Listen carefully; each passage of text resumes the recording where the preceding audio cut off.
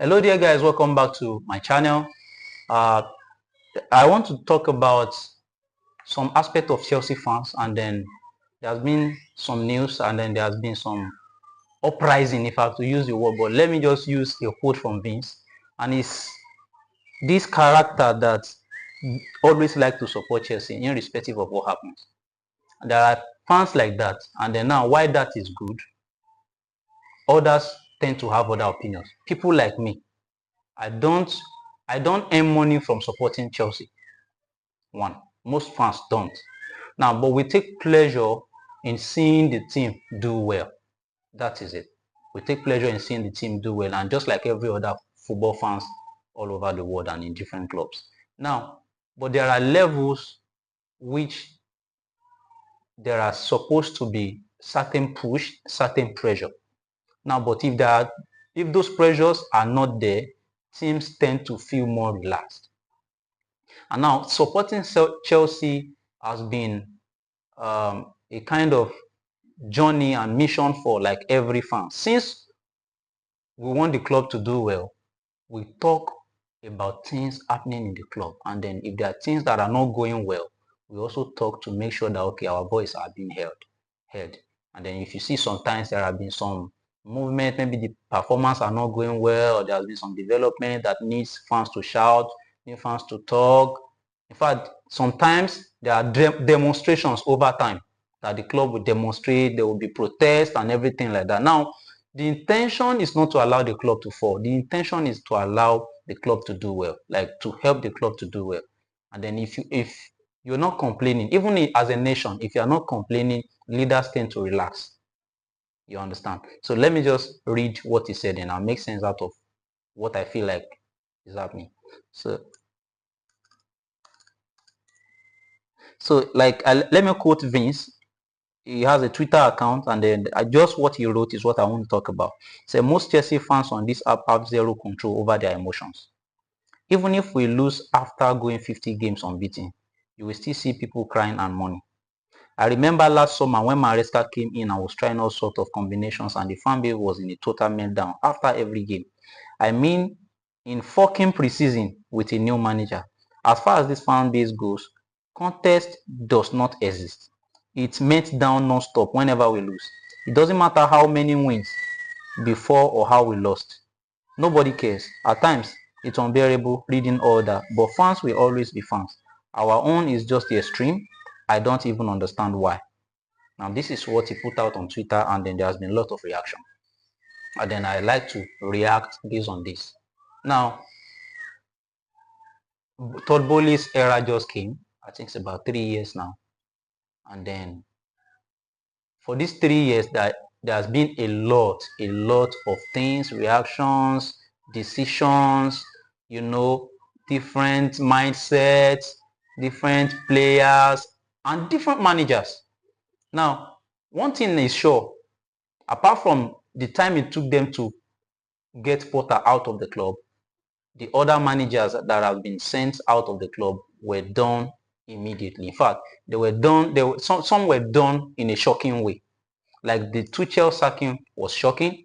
The Pochettino sacking was also shocking, because now Tuchel just gave us a Champions League, and then I think that should it be the first season, and then I think some of those news then were like Tuchel will be among the team to recruit. They gave him certain control over recruitment, and then he was able to get some players like Sterling. I remember that he got for the club, and then now that didn't end well, because now the club wants some set of players, and the managers want a different set of players. That didn't go well, and he was sacked.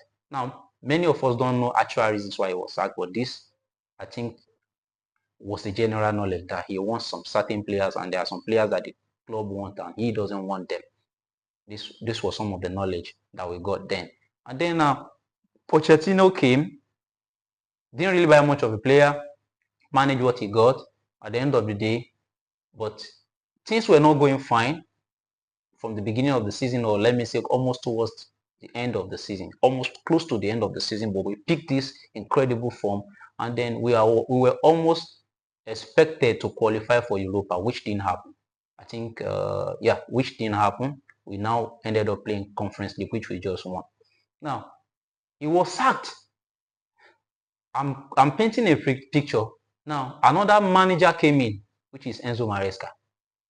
Now, Enzo Maresca has been doing some fine job, but he has this history in Leicester that same played out in Chelsea. He plays well first half of the season, and then the second half of the season always go bad.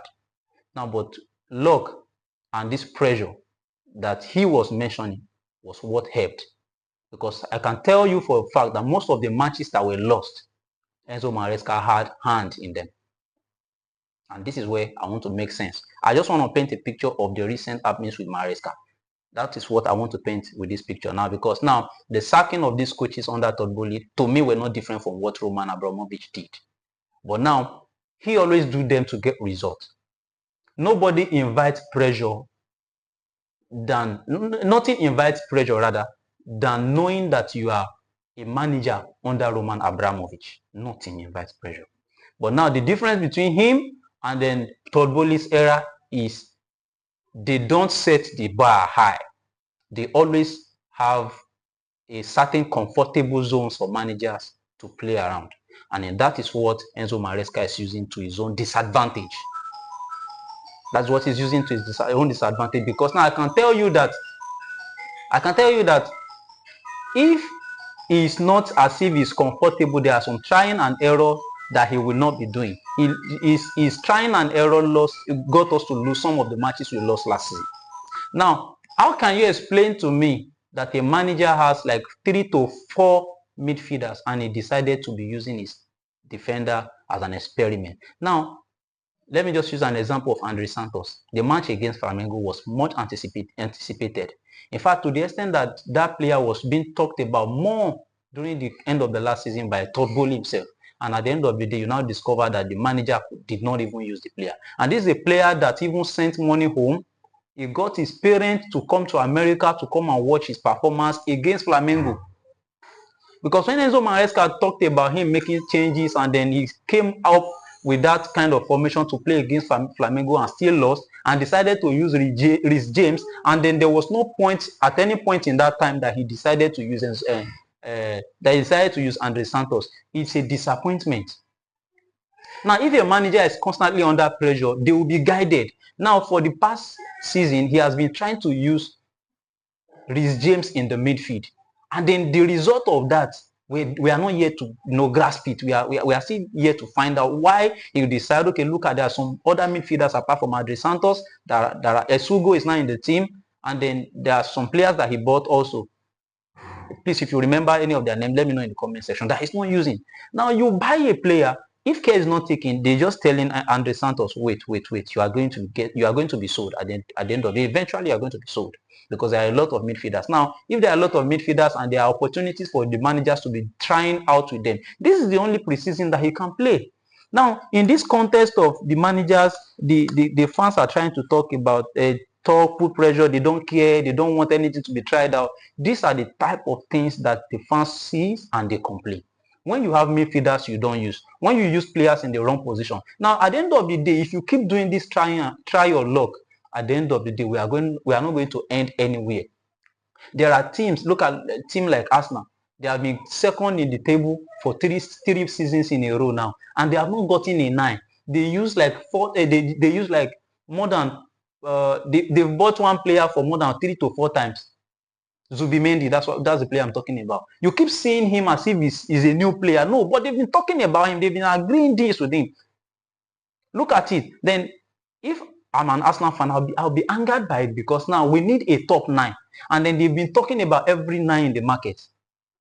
That's one vibe that Chelsea gives you differently. Chelsea wants their player, they go for their man.